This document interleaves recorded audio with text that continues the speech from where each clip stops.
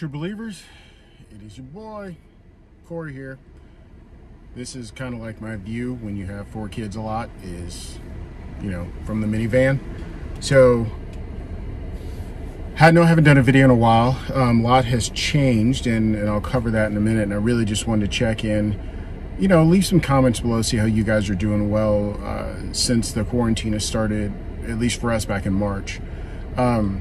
So since then, which is why I haven't been on my YouTube channel since then, I actually stopped being a Bib Brave Pro. That decision took me about a month, but to be honest, once the quarantine hit and schools went to NTI homeschooling, you have to realize I have 4 kids. At that point, it's a freshman in high school, 8th grader, 3rd grader, and kindergartner. So there's a lot of things going on during the day with NTI homeschooling. And my kids did such a great job of making a schedule and sticking to it when it started, but just different things going on. So, and I realized I couldn't give Bib Brave the 100% that I'm used to giving, that I feel like I'm used to giving something. And I really just decided to step down because things like brand product endorsement, or, at that point we were thinking we might still get races in, or stuff was just starting to switch, like the spring races were just starting to switch to virtual. Wow, why that became so difficult to say. And the way the schedule was, and realizing even my running had cut down. I was really only getting like 30 minutes a day because it was an in-between schedule time of I'd make my younger kids breakfast, I'd get a 30-minute run, come back, and we'd immediately start with their schooling. So I just really decided to step down because I didn't think it was fair for me to sort of take up space as a Bib Brave Pro if I'm not able to do the qualifications. And I'm also the type of person, and anyone that knows me, like if there's a huge party going on and it's time for me to go, like I'm just sort of a leave dude. Like I'm not really one to be like announcing my exit and saying goodbye and blah blah blah. Like I'm just sort of a in the cut bounce. Like everybody looks up, where's Corey? And people that know me in real life know this is very factual. So it was the same thing with Bib Brave. I remember, the community manager was like, "Do you want me to make a big deal about it?" And I was like, "No, to be honest, I don't see the point. I don't have that kind of ego." So that was that. Since then it's end of summer. Today is my second oldest super princess's 14th birthday. She's in volleyball conditioning right now, which is where I'm waiting. And just, the world has just been turned upside down for a lot of us. And I'm starting to see more and more, especially add to the civil unrest of everything going on, things from the Black Lives Matter movement to the Pride movement to women's rights. And those things are, all these things that are very important because, equality shouldn't be a debate. And I don't get how it is, but we'll get there.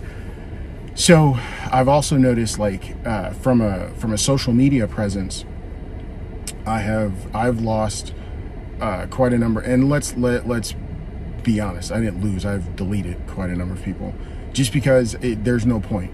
Some people, one of the things about this civil unrest is seeing how systemic. I'm having trouble talking today. Racist and overt racist people really are.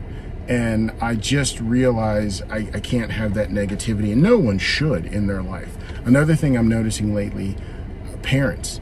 I got a couple of good friends that are parents, and we talk about how it just gets annoying that there's a certain amount of guilt I think we're having as parents, especially those, you have in my case, you have the other parent. Because sleep's awesome, sorry. You have another parent that's an essential worker, so my 24-hour day and night is with my kids, and you never get alone time. And the guilt is that you feel like you're asking for alone time, but you're blessed enough to be a parent. So there's a lot that goes on in that scenario that I've noticed lately, because at this point, this started in March, here in Kentucky, and it's, August. And a lot of parents have burnt all ends of the candle, and they're just barely hanging on, and they're exhausted, and they know there's no relief in sight. And it doesn't help when they feel like there's just judgment being passed on them every time they try to voice their frustration, whether it's social media. And I'm not, I've had these conversations with other parents. I'm not going to put anybody on blast and say their name. It's not fair. But, we've talked about it, and it's hard. And no one cares. I mean, that's just a bottom line. It's been, I've also developed an ulcer. The funny thing was, my primary care physician, who is absolutely awesome, and my psychiatrist, legit, none of them were surprised at all. I've also dropped 20 pounds in this pandemic, and I posted that once on social media, and of course, and I was very clear that I said, I'm not bragging. This is not a humble brag. This is not anything. And everyone's like, oh, congratulations. I'm like, you're missing the point. And I know this is a certified personal trainer, and I have my nutrition degree. The body is not meant to make extreme drops or gains like that, period. It's not supposed to.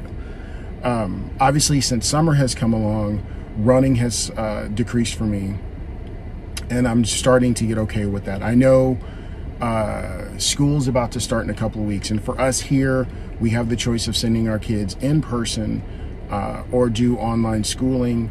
And for us, after talking with the kids, we're doing in person because with our 2 high school students, they will be on an A-B schedule. So part of the alphabet's going to go Monday, Wednesday, every other Friday. The other half of the alphabet will go Tuesday, Thursday, obviously the other alternating Friday.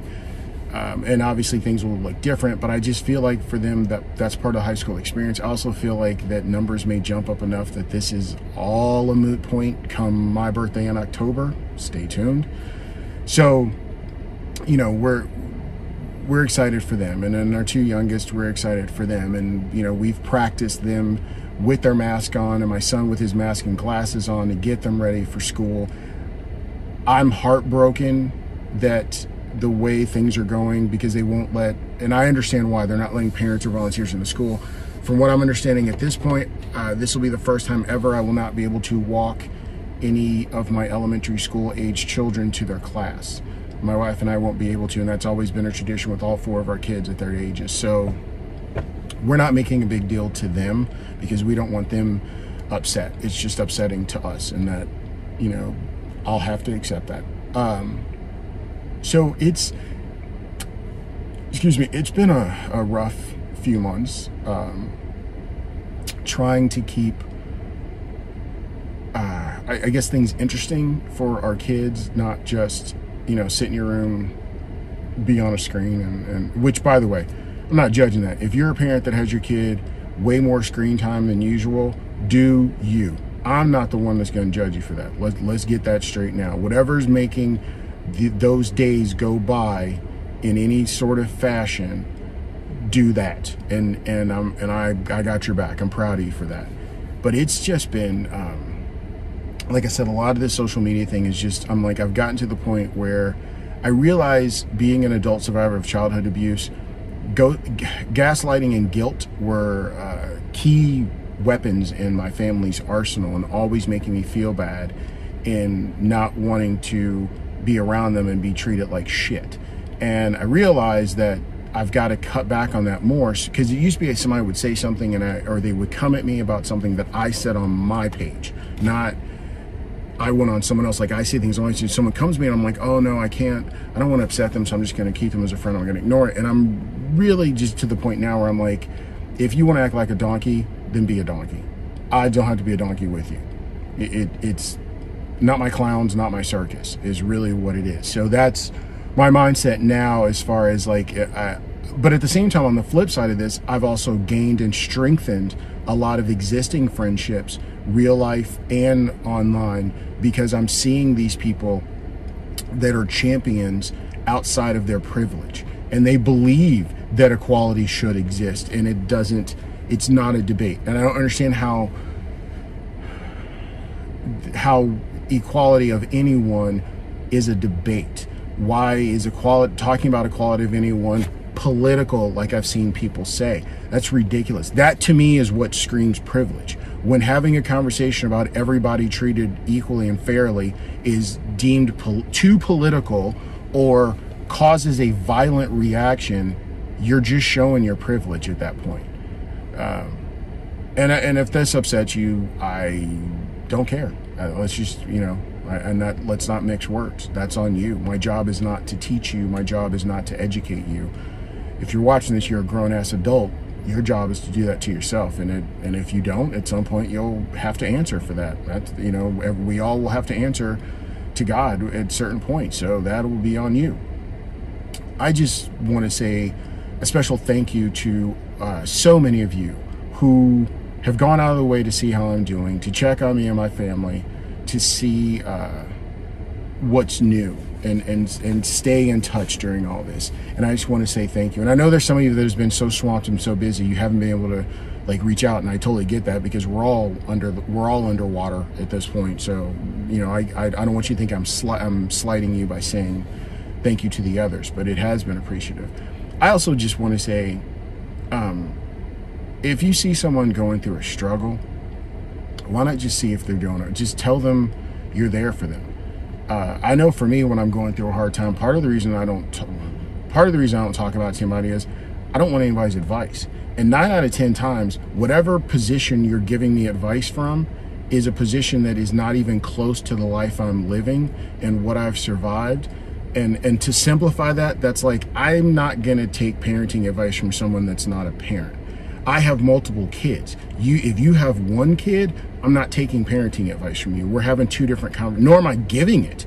Let's be clear about that. I don't give parenting advice anyway. I don't give parenting, marriage advice, because everyone has their own life, but people often feel the need, and I say need, or they have to give it to me, is I'm like, you gotta see how stupid you look to me when you do that. You got one kid that's a teenager, you got one kid that's like a toddler, and you're trying to give me parenting advice for my 2 teenagers, 8-year-old and 6-year-old. I was a kindergarten, I was a 1st grader and 4th grader, and you're trying to talk, like, we can't have that conversation. And I'm just, I'll end it like paraphrasing Tupac is, just because we're not friends, I don't wish negative things upon you. We don't have to sit at the same table, but I definitely want you to still eat. We just ain't gonna sit at the same table. And I feel that way. And I think that we're so quick to just yell at somebody and not listen. And I don't understand that, because we're all going through some shit. We're all struggling. Why? What does it hurt to be sensitive to lend a sensitive ear, not a judgmental, not an advice-giving ear? So, I don't know. I hope everyone's doing well. I'll try to do some more videos more often. I've also been helping my 2 youngest, speaking of things to keep them occupied, do their YouTube video. So, I hope you guys get their YouTube channel, sorry. So I hope people are getting a chance to enjoy that as well. I'll include something up here. I'll try to include something up here to add them so you can click on their videos. So love everyone. Hope you guys are all doing well. And I'm always around if you need me. Like I always say, do better, be better. One love.